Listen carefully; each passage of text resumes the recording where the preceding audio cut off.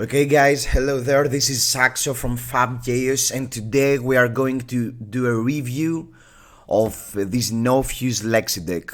So, the original idea with this deck was I really wanted to play an aggressive red line deck that's not Fi, so I really tinkered around with Lexi a lot.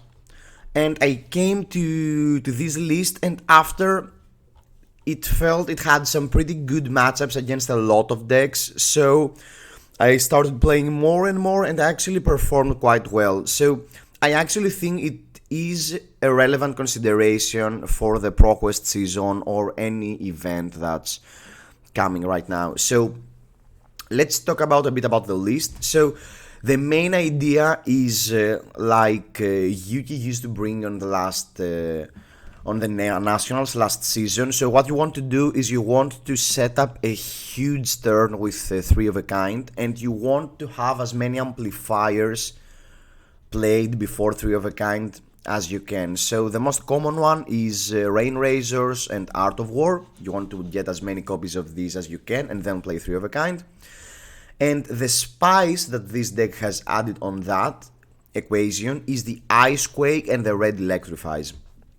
It's pretty easy for this deck to shoot 3 arrows for a turn, so opening with any of these cards, Art of War, Ice Quake, Rain Razors or Electrify, and then play 3 of a kind and shoot 3 arrows is a pretty huge turn, and Electrify actually helps close games pretty fast. So in order to do that, we run as many as possible of the zero cost arrows, so we run quite a lot. Of course, Endless Arrow, the Drill Shot, the great huge new addition. Boltyn shots work really good with Art of War and the Rain Razors, and they really help you shoot more than 2 or 3 arrows for a turn. And then one of the better cards from the new set as well, the Hut Seeker, which we will talk about this a bit more later. And then I just added some of the good zero cost arrows, so being Searing Shot, and probably the weakest being Dazzling Crescendo and Snapshot. Most of the zero cost arrows are pretty obvious. I mean, Drill Shot and Searing Shot are effectively 0 for 5s if they hit. Both Drill Shot nets you 1 more value, and so does Searing Shot. Pathing Helix helps you reload, which is pretty relevant because you want to try and shoot more than 2 arrows on the turns where you play 3 of a kind. Endless Arrow, most of the times, because you can actually use all of your resources, is a 0 for 4 arrow that technically draws you a card, so it's pretty huge. And then we have Dazzling Crescendo and Snapshot. Okay, if Dazzling Crescendo is fused, most of the time what will happen is that it's effectively a 0 for 5, because you don't need to give it go again by activating Voltaire. So that's what you want to do. Most of the time it's just a 0 for 4 with no additional effect, so it's probably one of the weakest arrows in the deck. Snapshot, on the other hand, is a way that sometimes you can set up, and because you draw a bunch of cards with 3 of a kind, the activation of Snapshot is actually pretty relevant.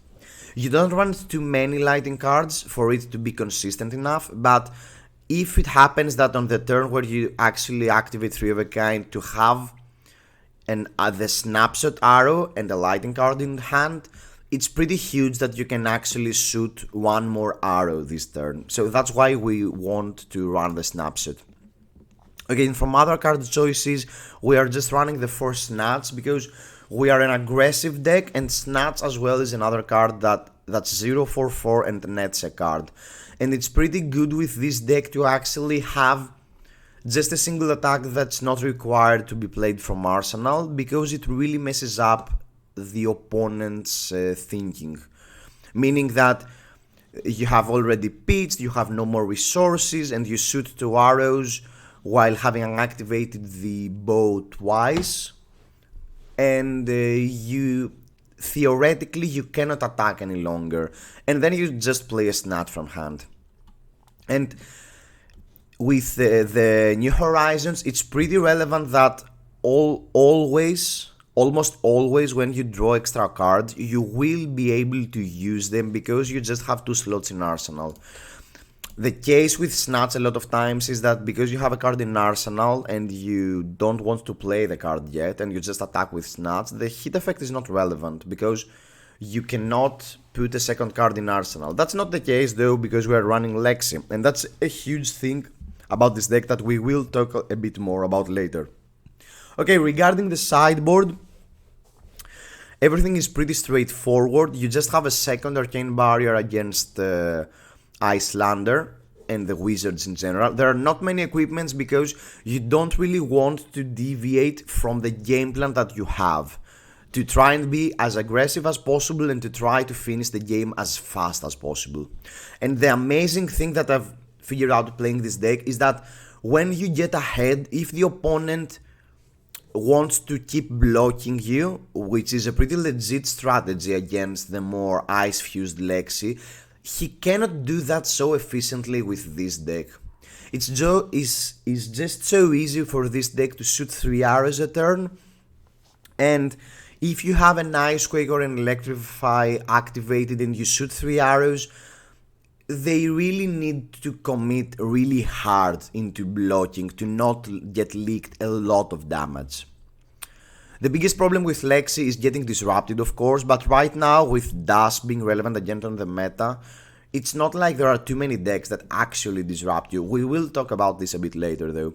Okay, so regarding the sideboard, what most of the time happens is that you change one of the weakest arrows, probably Dazzling Crescento, for an arrow that's a bit more relevant to the matchup, and you might just want the Sing Belows for some of the Guardian matchups. Blizzards really help with Fi to deal with him, and the energy pots are just some additional blues that you might need against Oldhim if you want to set up a big turn because they might try and fatigue you, and extra blues always help against Yslander. So I have a pretty great experience with this deck, and I feel pretty confident that it's actually a relevant deck because this deck can high roll really well. And the Red Electrify, having an extra way of giving go again to an arrow that's already in your arsenal, is way more important than it looks. Having the 6 electrifies that you are pretty fine with putting on arsenal really helps with the flow of your arrows leaving the arsenal. And even though you have the Heart Seeker that might lock your arsenal, it's way easier to unlock your arsenal because you run just a few lighting cards. So just the one activation of Snapdragon most of the times is enough to finish a game and never get arsenal locked, which is a pretty big problem with Rangers in general. So let's talk about a bit more about the actual matchups. So let's begin with Fi. Against Fi, he's the better aggressive deck, so what you want to do is just try and buy 1 to 2 turns with your disruptive arrows, and pretty much most of the time that's enough to force him on the back foot on the defensive position. So what you actually want to do is you want to just cut the Dazzling Crescentos and add the 3 Remorseless. The defensive part of Remorseless is not relevant into Fi, but if Remorseless hits, it's pretty easy for Fi to play 3 to 4 cards for a turn, and 1 for 9 is almost throwing an arrow that's 1 for 9 if he plays 4 cards. Most of the time makes you look like a really aggressive deck.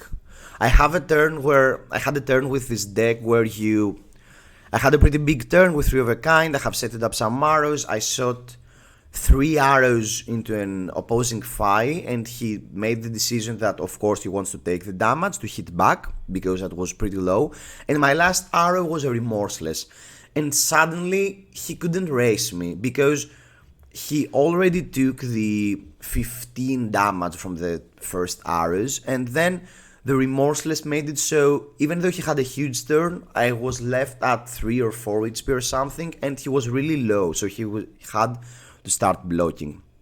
So Remorseless is really important into Fi. I also want the Blizzards against this matchup. You actually want to block a lot with Fi, so I would consider just cutting 1 copy of Electrify and 1 copy of Headset, and depends on if you go first or second.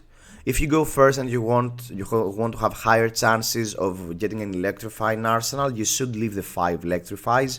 If you go second, you prefer to have the extra Headset. So the sideboard against Fi looks either like this or like this. And of course, yeah, you run the pretty typical equipment. You don't really change equipment to most of the decks. Your game plan is pretty simple. Icequake is really an MVP in this matchup, because with Icequake and a random turn with 3 arrows, you either require him to have Belittle in order to just play his turn, or you get him to block, and both of these options are fine. If you manage to maintain your life total and be aggressive high enough, when you draw 3 of a kind, you get really far ahead. And after you draw your first copy of 3 of a kind, it's pretty easier to keep the tempo and find the second copy. And as everybody already knows, Fi doesn't block really well. So let's move on to... I'll talk through a bit about most of the decks, but I will not stay as much on the not so competitive one. So against Katsu, I think it's pretty much the same thing, but I don't think you actually care about the Blizzards against Katsu. Remorseless is again great, but I don't think there's any reason to not run the Blizzards, because most of the Katsu decks are not so dedicated to the full red hand. So you can just maintain your normal deck, and if you play normally, you are mostly fine. Katsu has way less aggressive turns than Fi has, so it's pretty easier to just take the damage and start attacking, and if you start attacking, you can pretty much never stop. So not a lot of discuss about Katsu. Let's move on to the Warriors.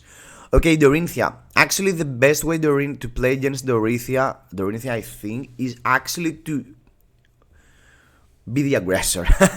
I mean, most of the time it feels pretty natural that when you are faced against a warrior, you want to run the 3 copies of Sink Below.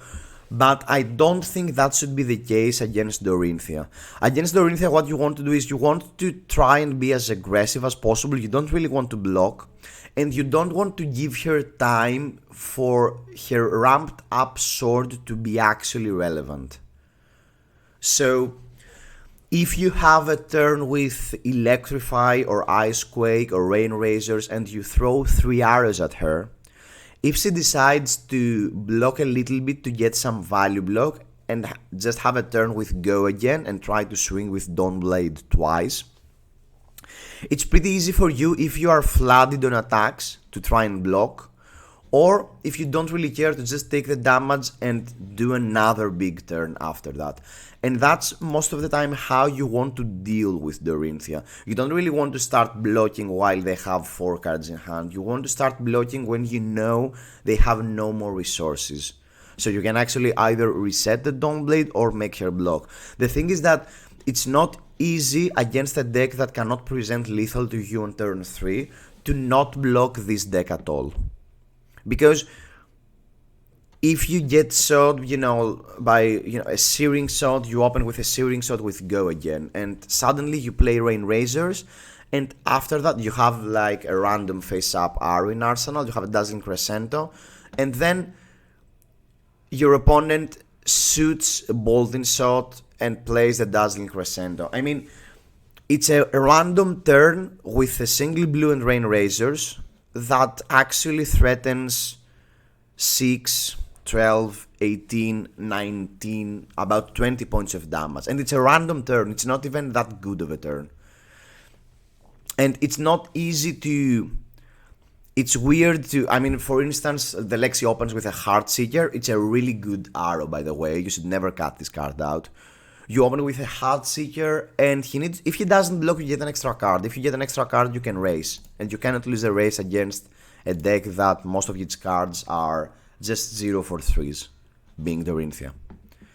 Okay, I think that pretty much covers it with Dorinthia, and let's move on to Boltyn. Alright, against Boltyn, I don't really consider any non-combo Boltyn deck right now. I haven't seen any non-combo decks being really viable. Some people started playing Boltyn combo with Sabers because Fi is a bit weaker to that. But I don't think you should, when you see Boltyn, you should consider he's not running the combo. So, just because we can run the Blizzard, you should do. If you mess up a combo, it's pretty easy to win the game. And apart from that, I don't think you really care about any other card. So you should just add the Blizzards and do the same thing with Fi. If you go second, you want to cut the 2 copies of Headshot. If you go first, you want to cut the 2 copies of Headshot. If it's the other way around, you should do it like this. And you just try to be really aggressive. It's not easy for Boltyn to block, and you actually have some ways to screw them up. If you have Icequake on the turn where they want to go off, they cannot really go off. If you have Blizzard on the turn they want to go off, it's not really easy to do that. And you have so many aggressive arrows. And actually, the strong thing about this deck is that if the opponent's deck is not really equipped to be a defensive deck, I mean having defense reaction or Oldhim shield and stuff, it's really annoying to block all these 4 and 5 attack arrows with hit effects. It's not really efficient to block 3 arrows for 4 and 5 that actually have a relevant hit effect. And that's pretty huge with this deck.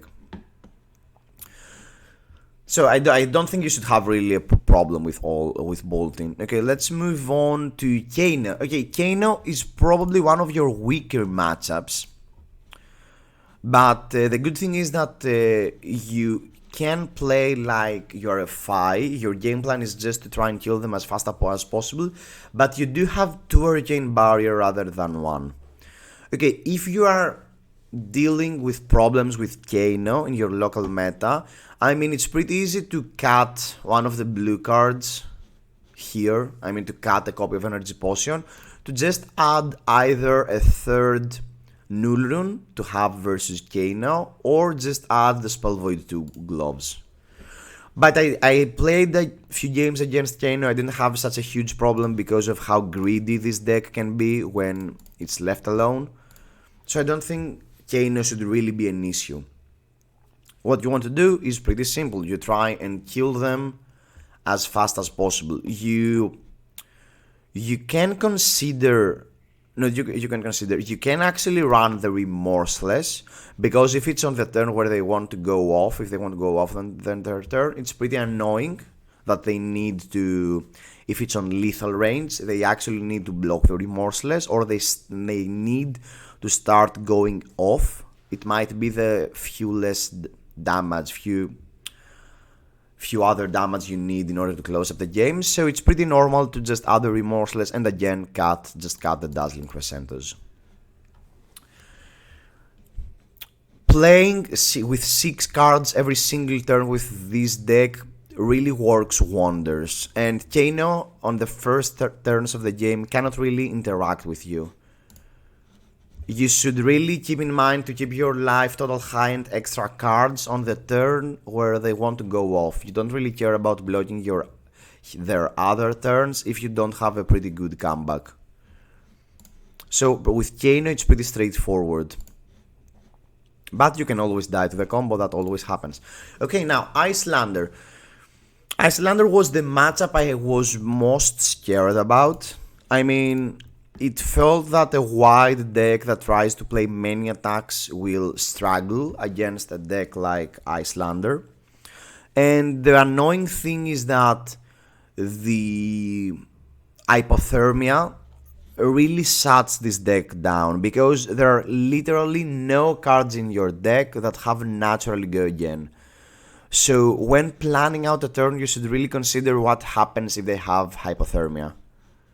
with when playing with this deck. Saying all this though, most of the time the aggressive turns of Yslander are the value attacks, and she doesn't run too many spells nowadays. So it's pretty easy to block, and it can happen for him to not have a disruptive effect. If the opponent doesn't have a disruptive effect and he starts on 36 with his Lexi, it's pretty easy to get super ahead on the tempo. And also the thing is that, except from Hypothermia, even Channel Lake Frigid for instance, 3 of a kind is really good into that. Because let's say they played the Channel Lake Frigid and they disrupted your 3-arrow turn, so now you just shoot 2 arrows. And then next turn they maintained the Channel Lake Frigid and you have a 3 of a kind. So you pitch a blue, you have a 3 of a kind. And with 3 extra cards, it's pretty easy for you to just shoot 2 arrows again, because you have the extra resources out of 3 of a kind. And that's pretty relevant when faced off against a deck that so much tries to struggle you out with resources, being Yslander. If you play around a bit around Hypothermia and they don't draw all the 3 copies really fast in the game, you should be fine. Because actually you have many things that are actually relevant in disrupting the Yslander. Icequake is really annoying for Yslander. Really annoying. Only the single Frostbite from Lexi makes it so that unless she has the Tunic activation, she cannot cleanly pitch a blue and attack with an attack for 8. And that's really relevant. And the same goes for... Most of the time what will happen is that you will face up Icequake the one turn and you might play it the other because you might not have the resources. If that's the case, over the course of 2 different turns, you threatened with a Frostbite. And that really messes Yslander math most of the time, not always. So if your opponent doesn't draw too many copies of Hypothermia, I think this matchup is pretty good as well. So let's move on now to Oldhim. Okay, on the first thought, Oldhim should feel, yeah, you are getting destroyed by Oldhim, no chance to win. It's not actually the fact. Even though the Rampart Shield is really annoying, Drill Shot is amazing. I cannot stress enough how good of a card Drill Shot is, no matter what type of list the Oldhim is playing. Even if he's playing the more aggressive list, or if he's playing with Stalagmite, or if he tries to actually fatigue you and block you out, Drill Shot works wonders on both cases. So, the biggest issue with Oldhim is just how bad Lexi interacts and New Horizon interact with Command and Conquer. And on the current meta, Oldhim is the deck that can play Command and Conquer the most efficient way, because it's one of the few decks that actually runs Tunic and Pummel. And that's something that you should really consider. About sideboard, against Oldhim, you really want to be the aggressor, so I don't even bother putting the Sing-Belows in. You do not win by blocking out efficiently, and the Frostbite from the Hammer is not so relevant if you have the 5-card hand with Arsenal, because most of the time if you have 3 arrows that cost 0, a single blue is still enough even with a Frostbite to actually throw him all the 3 arrows to the Oldhim. What you should really play around, and after I started doing that it really gave me points into Oldhim, you should actually play around your opponent's Tunic. Most of the time with this deck, your instinct will tell you to try and set up turns. You already have a card in Arsenal, so you say, yeah, I don't actually throw 3 arrows, I only throw 2 arrows or even 1 arrow with this Icequake, so I'll keep it later for, a better turn. And you also have an Electrify, and you're like, yeah, I already have a blue, I have my Frostbite, I cannot really play Electrify effectively this turn, so I prefer to keep it in Arsenal. In general, yes, that's the way you want to play this deck. You want to be as efficient as possible with your resources, but you should really pay attention to your opponent's tunic counter. If Oldhim is on Fendal Spring Tunic 2, and he's going up to 3, getting CNC'd into Pummel with just a card in Arsenal is actually one of the few ways that Oldhim can climb back to the game if you get ahead. So if you do actually play around that, it's fine, because if you see their tunic counter is on 2, you can actually just go all out and try to keep 0 cards in Arsenal. Just play everything out. And that really helps, because if they actually have the turn where they want to go CNC with Pummel, I don't think they really cannot play it. So if they have, they will play the turn. But just losing a single card from hand on the CNC Pummel turn is it's fine. It's the best trade you can take against an Oldhim. If you keep that in mind, it's really hard for Oldhim to block you out. Because again, you have so many arrows that attack for 4 and 5, and that's pretty annoying. And the actual go again, it's just so easy for this deck to shoot 3 to 4 arrows if it's left unattended, if the opponent does not interact with you. And if Oldhim tries to get to the fatigue approach, it's just so easy to set up huge turns with this deck. And always, if you high roll with 3 of a kind, you open with 3 amplifiers into 3 of a kind, it's pretty easy to deal 20 damage to an Oldhim while he tries to block with 4 cards from hand. So that's it with Oldhim, and let's move on to Bravo. I think Bravo actually is a worse matchup than Oldhim right now. And the reason is that the biggest reason probably is Yslander, because Bravo has another card, another activation that forces you to interact with, and that's pretty annoying. And that the Crippling Crush is not so easily blocked by this deck because we run so many cards with 2 power. Electrify, Icequake, 3 of a kind, and you really never want to block with this card. We have a lot of instants, we have Snatch. It's not so easy to block a Crippling Crush.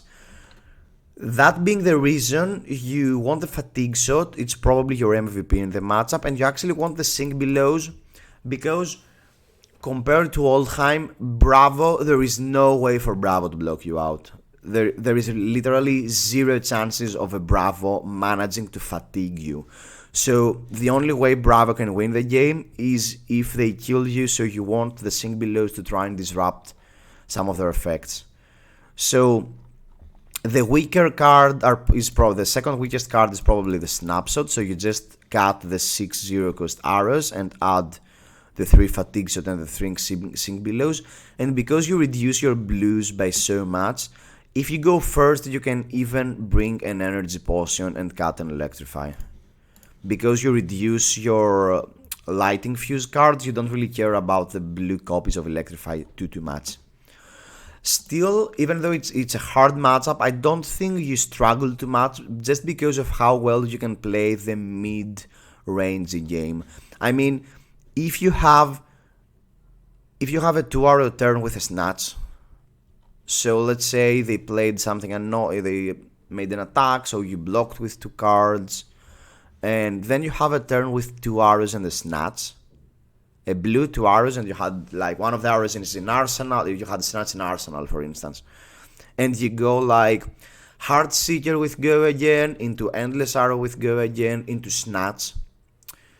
It's just so easy to get ahead on resources with cards like this. Same goes for Electrify, same goes for Icequake, and that's pretty much it. And also Fatigue Shot is really an MVP, because if they get Fatigue Shot, unless they have exactly Yslander, none of their attacks actually matter, because it's just so easy to block of them.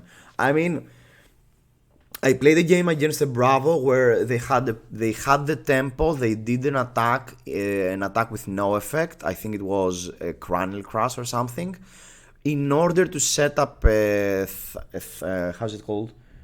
A Pulverize in Arsenal, to heave a Pulverize. And actually on that turn I had a pretty big turn into the last attack being fatigue shot, and it's exactly the same problem with Fi, where they made the decision that they are going to take the damage in order to play the pulverize, or they already blocked with some of their cards to not allow me to draw extra cards with Endless Arrow, or do not allow the Heart Seeker to hit, and stuff like this. And right now they cannot block Fatigue Shot, and that means that they actually either need to lose 7 points of value out of the Pulverize, or miss their Heave activation. And both of these cases are really fine. So, bravo, tough matchup, but again, not unbeatable. So, Rhinar. Against Rhinar, your game plan should be pretty straightforward. I've seen some Rhinars running around. There are some mid-range lists and some aggressive ones. I don't think you have problem with either of them. You just want to be the really faster and aggressive deck, and again, Fatigue Shot just plays so well into the decks that want to attack with big attacks. So play your game and with your Fatigue Shot, and it's pretty easy to outvalue the Rhinar. They don't have good attacks enough, they cannot block well enough, so unless something really weird happens, they have no interaction with you, and that's the biggest thing. Intimidate is not really relevant because most of the time you don't want to block at all, and you can just attack back with 5 billion damage with all of the activators you have. So not a lot to talk about with Rhinar. Let's move on to Levia. Pretty much the same thing goes to Levia. The only different thing I would do with Levia is that actually I do like the blizzards against Levia, because during the later turns of the game you might actually like the fact that you can hard stop one of their turns and they might miss the trigger of Blood Debt. And the weird thing with Levia is that I also like the Remorseless, because sometimes Levia actually wants to play 3 attacks, can actually do that. So you want to be a bit more, your deck gets a bit more expensive, but that's really fine again, because Levia most of the time doesn't have ways to interact with you. And that's pretty huge. I mean, you can deal million amounts of damage. And the thing is that, I played a game where even the Husk is not relevant to stop you, because Husk sometimes might not even block an arrow. I mean, I had a huge 3 of a kind turn 1 game where I opened with I had one of each. Icequake, Art of War, and Rain Razors. And I opened with a Heart Seeker for 8, 9, 11. So even they actually needed, in order to block the Heart Seeker and even prevent the Frostbite token, they needed to block with Husk, an equipment, and an additional card. And that's pretty huge considering that was the first arrow I was shooting this turn. So it's pretty easy to, whichever deck allows you to run with 6 cards in hand, you can actually really high roll them. So let's move on to Briar. Okay, Briar, it's pretty much the same mindset as Fi. You really want the Remorseless to make them lose value. You don't really care too much about Blizzard. It is a nice addition though, but I think you prefer blocking a bit more with Briar. So you should run your copies of Headshot and Electrify. If you have some input about a weird Briar list that you actually like the Blizzard, it's fine if you can, screw up one of their turns with Mountain in play. But most of the time how you want to deal with Mountain is that you want to be really aggressive and not allow them to really have a turn with Mountain. Because the good thing about this deck is that Lexi, if left unchecked, can actually pretty easily with this deck present lethal on the 2nd to 3rd turn. And Briar, because it needs a turn to set up, might not be able to present lethal, even if it deals like 30 damage on the turn after the Mountain. It's not enough to kill you, 30 is not 40, so if you get the extra turn you might be able to kill them. It's just so easy for this deck to force the opponent into a position where they need to block with 4 cards each turn, if they are low. So Briar, again, I think shouldn't be too much of an issue. Viserai, pretty much the same goes with Viserai. Viserai has some annoying hit effects that can be pretty annoying, like the Maveron Skies and stuff. But again, it's just another deck that does not have disruption, and that really plays into your game plan. They really have no ways of interacting with you, even if Maveron Skies red hits with Mordred Tide open and they create a billion rune chants and they revel and you take 25 or something, it doesn't matter if they never get a turn again. And with Viserai right now tries and wants to play the game where they block with one card and try to be aggressive with 3 to 4 until they get either their Mordred Tide or Revel, and blocking with just one card is just not efficient enough against this Lexi. They do not present enough damage for you to care. I mean, you take 14 a turn and you can actually do pretty much the same thing at 2 more times. So they have a pretty slow clock, so they force you to block way later. Because again, if you overflood with attacks, it's pretty easy to just block with the extra attack and even maintain the 3 points of life. And because the moment you draw 3 of a kinds, the math just gets way over your favor. So I think Viserai again shouldn't be really much of a problem. I do like Remorseless because if they have the turn where they want to actually take the damage and play Mordred Tide into 5 billion cards, it's the same thing with Fi, where Remorseless might be a clean 1 for 8, 1 for 9, 1 for 10, and that's pretty good. Moving on to another great contender of the current meta, being Dash.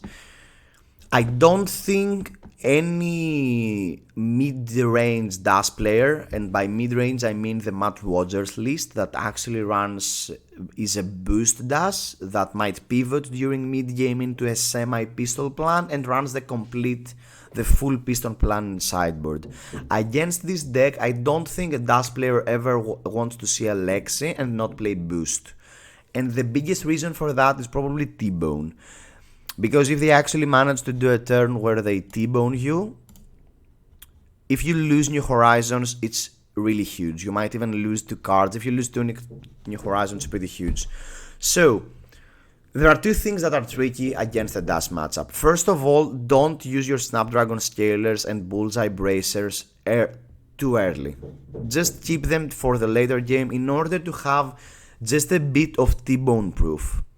You need to force them to have the 3rd activation of T-Bone or to boost with at least 3 cards into Meganetic if they want to actually pull one of your relevant equipment. So, because Bullseye Bracers and Snapdragon Scalers actually do have a 0 armor value, but they are not Blade Break, you can actually block with them on the first activations of T-Bones and stuff and not really care. The sideboard is pretty much the same as playing against most of the aggressive decks. You want the Remorseless, so again, if they have a huge turn, you can really be annoying. And there is also again a tip, the same tip pretty much with Oldhim. If you have the feeling that your opponent is you open an attack with a relevant hit effect. I mean, you have, let's say you had an Ice Quake in Arsenal, you faced it up, but your resources don't really match, so you just open with a Heartseeker, and they instantly choose not to block, and you might be afraid that they have, like, for instance, they have a Teclocore in play, so they might want to do a huge turn into Meganetic. You actually, again, want to clear your arsenal. Dash is one of the few decks that if it's boost Dash, there is no way for her to block you out. No way. She just cannot block you out. So don't care too much about maintaining too much value, and sometimes just try to play your cards because you don't want to get blown out when they Meganetic you, T-Bone into Meganetic you, and you lose New Horizons. One of the ways you can actually lose tempo is if you actually lose 2 relevant cards on the turn where they had Meganetic and T-Bone. On the other hand, if it's controlled Dash, if it's the dedicated defensive deck that actually wants to play defensive, you've already sideboarded in Remorseless, which is pretty relevant to ignore defense reactions from Arsenal sometimes, but Defensive Dash is a deck that allows you to play with 6 cards every single turn for the rest of the game. And I don't think there is any way this is the correct approach into this kind of deck. You literally become a Fi. You can you can attack every single turn with 3 to 4 attacks with bad numbers for your opponent to block. You have 4, 5 with draw a card, I mean extra 3 damage, reload, everything is relevant. And you also have combat tricks, you also have the instant Art of War, you have the instant Rain Razors. I mean, there are just so many easy ways for you to leak damage, and if Electrify gives go again to an attack, draws you a card, and you actually manage to hit with Electrify, it's a card that effectively dealt 7 points of damage. A card is about 3 points of value, the 3 damage from Electrify, and because you didn't have to waste the activation of Voltaire into go again and you gave it +1, the single Electrify effectively gave you 7 points of value, which is, I cannot express how good value that is. Your deck is literally better than Fi's in numbers if you get to play with 5 to 6 cards every single turn and you don't draw 4 attacks every single turn. 4 attacks and then 4 non-attacks. Alright, so that pretty much covers it with Dash. And against Dromai, now, I think that's the worst matchup of this deck. And I think if your local meta has a lot of Dromai or you expect a lot of Dromai, I don't think it's the best decision to play a Ranger. But that's a problem with Ranger in general, not just Dromai. I don't think it matters to add any poppers in the deck.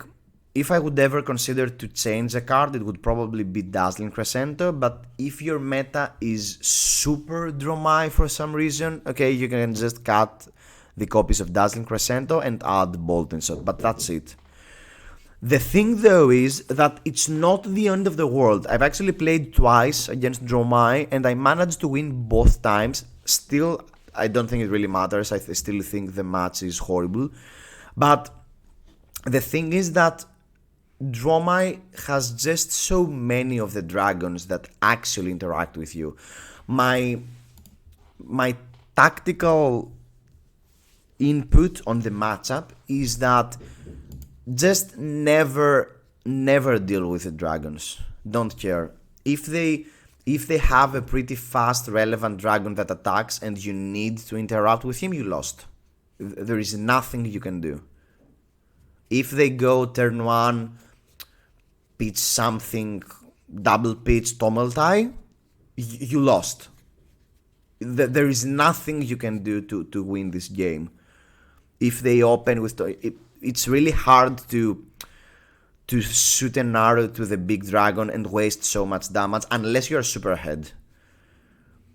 I mean, again, I've won a game with Lexi where they resolved the Tommeltai during the mid game, but I was so far ahead that I could, I did a huge 3 of a kind turn, and my 4th arrow, I was like, okay, yeah, just shoot endless arrow for 7 into Tommeltai, and yeah.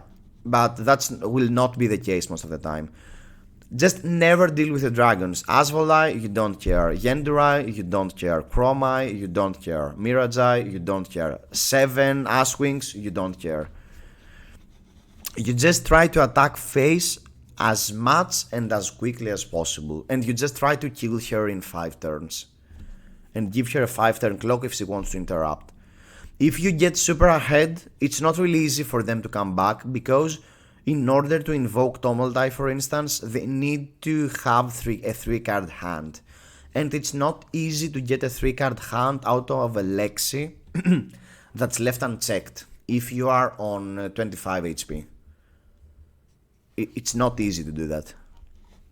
So again, probably the worst matchup, still not horrible. Okay, now the mirror.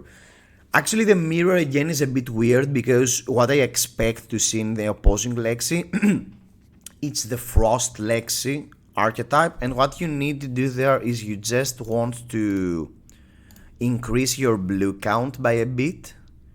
You do like the Remorseless again, you don't want them to play with too many cards, and you actually want to increase your blue count a bit, probably meaning you can cut some copies of Boltyn Shot. No, you don't cut copies of Boltyn Shot. I mean, honestly, I don't think there is much you can do. I don't think there is any reason to go above 60 ever. So just running the Remorseless and try to be the aggressor. That's the only game plan. The disruptive effects of your opponent's arrow are really annoying, but the thing is that most of the time she won't deal as much damage as you. Meaning that it's pretty easy for some turns to just block with 2 arrows, the first arrow that has a relevant hit effect, and then with the blue, even with a few frostbites, to try to shoot at least 1 to 2 arrows to maintain the tempo. The thing is that the moment the opposing Lexi will not disrupt you, because it's not so easy to fuse a nice arrow every single turn, you will destroy them. If you can set up a pretty relevant turn, you can destroy them. And actually that's probably the way to play against the Frost Lexi. You try to set up at least 2 cards in arsenal, and the moment they do not have any interruption, even if they have a turn with 3 of a kind and Rain Razor and Art of War into 4 Boltyn Shot or something, and you take 25 or something, if you can hit back for 30, it's fine. And it's pretty easy to hit back for 30 with 3 of a kind in arsenal and Electrify in arsenal. It's pretty easy to do that. So that pretty much covers with Lexi. And against Azalea now, I mean, if you actually respect Azalea a lot, you can bring the Sing Belows in and just do the Guardian sideboard. But I would not Remorseless, you want the Fatigue Shots. But I would consider... No, you want the Remorseless. Okay, I would consider... I would not care so much about Azalea and just not run the Sing Belows and just try to be the better aggressive deck. Because if they don't have an arrow that actually disrupts you and they only have damage, you don't really care. You can deal way more damage than what they can do. So just try and kill them and you should be the better deck. If you play around a bit from their disruptive stuff, it's fine. If you fear that your opponent might be running a pretty hardcore committed lock you out only 1 action per turn deck, okay, you can bring the Sing Belows and just do the Guardian sideboard just to be a bit more safe. But I think because Azalea might start to be really defensive, you don't really want to have the Sing Belows, you just want to be the faster aggressive deck. Okay, last but not least, okay, Arakni. I don't really consider Arakni as a super competitive option right now, but still, I think Arakni struggles on exactly the game plan we have. That being just never blocking and being super aggressive. So I don't think you care enough to add the Sing Belows and try to, you know, play around their boots and stuff. I just think you want to be the full dedicated aggressive deck. 61, okay, that just wants to kill them. I mean, Arakni plays Command and Conquer but doesn't have Pummel, and he also, there is the Assassin Majestic that actually as well destroys 1 card from Arsenal. Apart from these 6 cards, they have 0 interaction with you. You don't care about the banishes too much, and you don't care because there's almost no way for Arakni to go too late into the game to block you out, and you can just play with 6 cards every other turn. And I don't think there is any deck that can actually block this plan with this kind of Lexi. So if you start being the aggressor, I don't think it's pretty easy for Arakni to be actually threatening enough for it to matter. And I think that pretty much covers it. Okay, so closing thoughts are that if you like aggressive ranger decks like me, you should give this deck a chance. It's really fun. It feels sometimes that it's not too competitive because of just how easily it is for opponents to disrupt you. But if you consider right now the top 3 decks being Fi, Das and Yslander, except from Yslander, Fi and Das don't really have much interaction with you. It's not the boost card that actually reveals your hand and blocks with a card. It's not the end of the world with this deck. If you lose a card, you are pretty redundant on what cards you run and what your turns can do. And Fi, if they don't really high roll you to get really ahead in the game, you can actually be toe to toe with them. And there is also a pretty big factor with this Lexi that your opponent is not expecting or sideboarding or even having the correct game plan against an aggressive Lexi. And that's pretty good. I mean, Das and Fies might bring the belittle package. I mean, Das might, try to play really aggressive when she feels they have the time. So you actually get some extra points from that are actually relevant. Because what your actual game plan is, you just want to reduce your opponent's life total as quickly as possible to 7. And after that they need to block with cards from their hand every single turn, and you're pretty good in the mid-range game. Because if you have a blue, Heartseeker and Endless Arrow, there is no way you will not have an extra card the next turn. Unless they block with 4 cards. If they block with 4 cards, you get a second turn with 4 cards again. And it wasn't a huge turn to set up. I mean, you could just have a blue, Endless Arrow in hand and Heartseeker face up on Arsenal, and you can just shoot 3 arrows. And I mean, that's even better. If they allow the Endless Arrow to hit, you can even shoot the Endless Arrow twice. And that's pretty relevant on the aggressive mirror, and Snatch really adds to this equation. Because again, there are many times where you go, yeah, Heartseeker, they blocked it. Endless Arrow, they blocked it. And they're like, now, okay, now I will have a turn and I block your card. And then you snatch.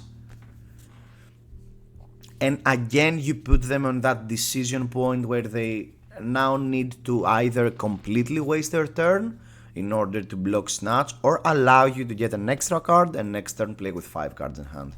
And that's super relevant. So, thanks a lot for staying up to here, guys. And I'll see you around. That was Saxo from Fab Chaos. See ya.